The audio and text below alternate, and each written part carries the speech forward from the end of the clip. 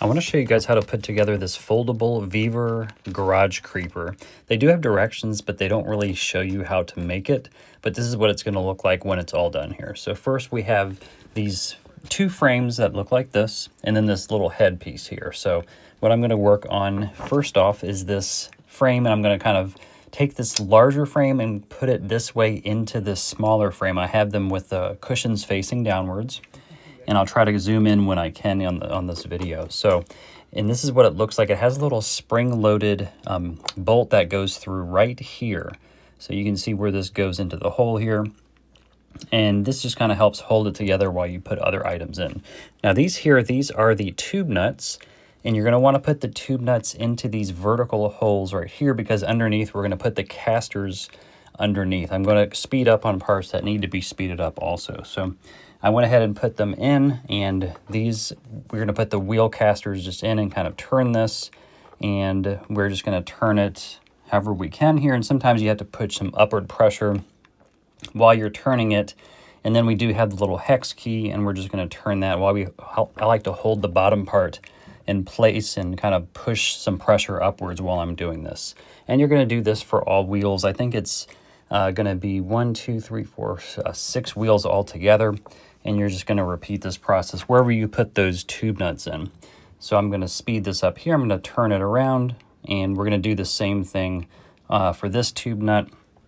And just take the wheel, kind of push it underneath, and once you have it in place, we're just going to use the little hex key, give it a few turns until it's tight. Now there is also a trick with this that comes with some little wrenches also, which you can use between the red frame and the caster to kind of hold in place while you turn the hex key. But you can see I'm just continuing this, and you're going to want to use that spring nut in between the tube nut and the red frame, and then underneath you put the caster. I kind of did it wrong. I put the spring nut in on this bolt. I'm not sure if it really matters, but in here we're going to go ahead and put the 4 nuts, and you can see how I put this on here. They recommend putting it on the actual one above the caster, but again, not sure if it matters that much. And here they do supply 2 little wrenches like this, and they expect you to kind of use this method and hold it like this. That's going to be very frustrating. So what I do is I go ahead and hold the outside one just with some pliers right here, and then the inside one I just use the wrench that they provided and turn it kind of like this. So, and what you're going to do is you're just going to do the same thing on each bolt that you put through. I think it comes with 4 bolts total. And I'm just doing this on the opposite side here. And you're going to want to, this one here is a little bit tougher, so you might not want to tighten the one on the opposite side fully before you get this one in, because I had to loosen the other one up before I started tightening this one. Now the next step here is you can actually test it out by pulling that little pin back, and this is supposed to come up, and I'll show you fully what it looks like later. Now this portion here is when you're going to attach the head, and I'll get the video looking a little better. I had to have some interference off here to the right because I zoomed out. But this bolt is going to go right in here. I went ahead and flipped it upside down. This bolt just goes in these 2 holes here, and you're going to do the same thing on each side here. So again, the nut goes on the opposite side.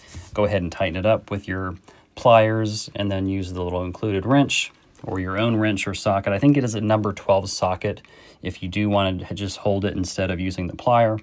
And then we're going to do the same on the other side. So this is what it looks like here, and this just pops open once you pull that little pin out, and it folds actually into a chair.